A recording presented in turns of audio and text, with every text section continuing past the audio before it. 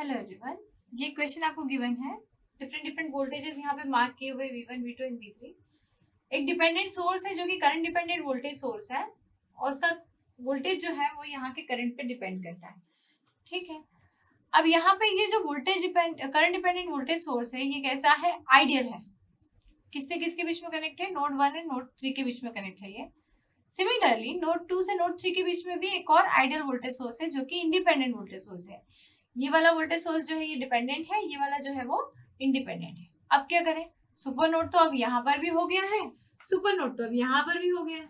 अब क्या करेंगे? अब यहाँ की एंड यहाँ की तीनों ही नोड के लिए हम एक कंबाइन इक्वेशन फॉर्म करेंगे।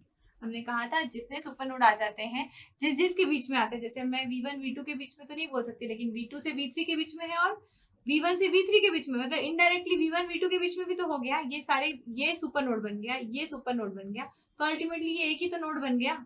इसीलिए हम इन तीनों की एक इक्वेशन फॉर्म करेंगे। वो कैसे फॉर्म करते हैं हम देखते हैं। फॉर सुपर नोड क्या हो जाएगी? यहां से यहां लिख लेते हैं, बोले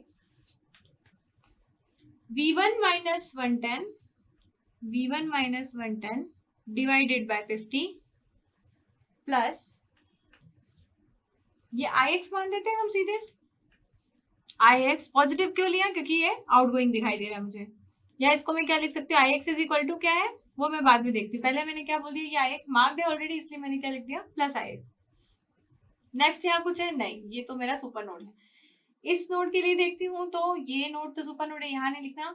V3 minus 0 divided by 800 V3 bye 800। और कुछ कनेक्टेड है क्या? नहीं। V2 के लिए है, V2 के लिए देख लेते हैं तो माइनस Ix। क्यों माइनस? क्योंकि V2 की तरफ तो आ रहा है Ix। ठीक है। सेकेंड आता है V2 bye 500 plus V2 bye 500 या V2 minus 0 by 500 should equal to 0। ठीक है, यहाँ से कौन कौन सी ब्रांच के लिए लिख सकती हूँ? एक ये ब्रांच है, एक ये ब्रांच है, इसके लिए लिखना नहीं है तो इन दोनों को लिख दिया। नेक्स्ट इस नोड के लिए लिखूंगी तो इन दोनों के लिए लिखना नहीं है, इसके लिए लिखना है, इसलिए V3 बाय 800 आ गया। इस नोड के लिए लिखूंगी तो Ix आ रहा है, इसलिए minus Ix plus this should equal to 0। इसमें मेरे वेरिएबल्स कितने हो गए? 1 2 3 एंड 4 वेरिएबल्स हो गए। इसका मतलब बाकी की जो 3 रहेंगी वो मेरी कंस्टेंट इक्वेशन होगी। 2 इक्वेशंस मेरी किसके लिए रहेंगी? इन आइडियल सोर्सेस के लिए। तो ये क्या हो जाएगी? Next equation V3 minus V2 is equal to 30 volts. V3 minus V2 equal to 30 volts. Next V1 minus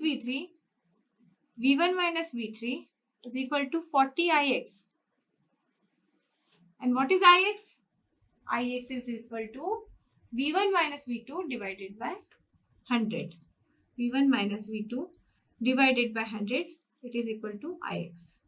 इसे यहाँ सब्स्टिट्यूट करेंगे, इसे यहाँ सब्स्टिट्यूट करेंगे। ऐसे आप इक्वेशंस को जब सॉल्व करेंगे तो आपको क्या मिल जाएगा? V1 is equal to 100 volts, V2 is equal to 50 volts and V3 is equal to 80 volts. And Ix यहाँ पे सब्स्टिट्यूट करके Ix निकालेंगे तो Ix is equal to 50 by 100 is equal to